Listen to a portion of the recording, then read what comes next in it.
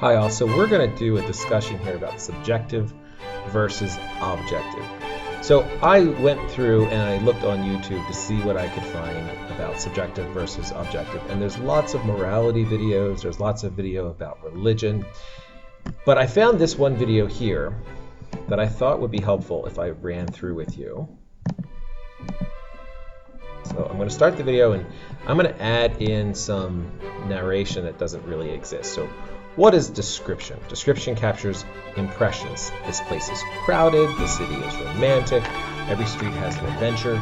Description records what you see, hear, taste, touch, and feel. Your opinion shows descriptions. I like it. It's the steak tastes good. I dislike it. It's raw, it's bloody. Description is the most basic task that writers face, but also designers in web design. Your success as a writer or as a web designer will depend on your ability to provide your audience with a strong description.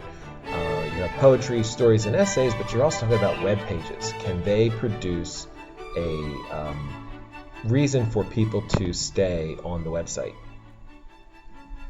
So is the audience looking for facts only, straight objective, or your impression, which would be subjective? Objective description is facts without opinion or emotion. Reports, statistics, observable details are all facts. Names, dates, dimensions, materials, timelines, steps. Objective description avoids emotion, sensationalism, or opinion.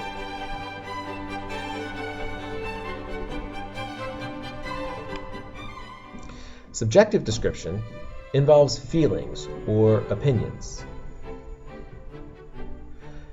So we reflect on the writer's thoughts or the feelings or the mood. Exciting, fun, spontaneous, annoying or irritating. So you need, as a designer, to think about who is the audience and what feelings you might want to try to portray. But you also have to deal with the feelings and impressions that the person who's paying you to build this site wants to convey. Essentially, we're getting the same information with two different descriptions.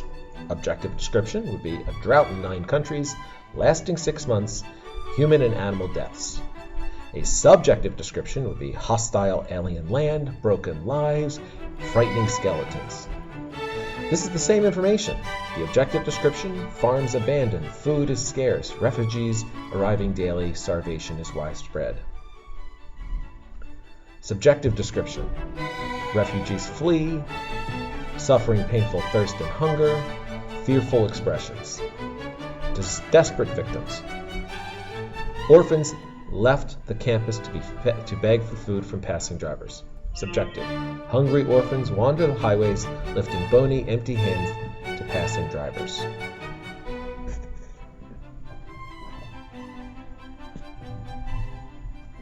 Facts versus feelings. Objective description: death from hunger and dehydration among elderly natives has increased.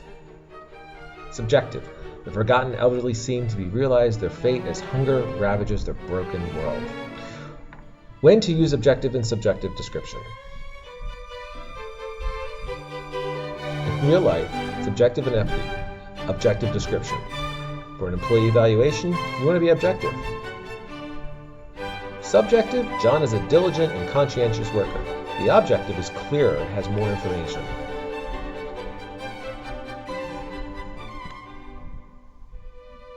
If you want to report a problem, objective, again, clear, stating all the information. Subjective, not so clear. Building is not worth saving and should be demolished immediately. That's a real strong opinion.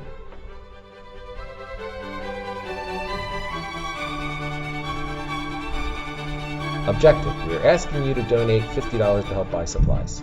Subjective: your one-time gift of $50 provides supplies and opportunities that are out of reach without your help. That would definitely be a subjective description that I would lean towards as a writer. So what you saw in here is that using objective and subjective descriptions for web design is going to be dependent upon your audience. Sometimes you're just trying to get an idea across. Sometimes you want to get an emotion across. But often, since you're the designer, that idea has to come from the person who's asking you to make the site.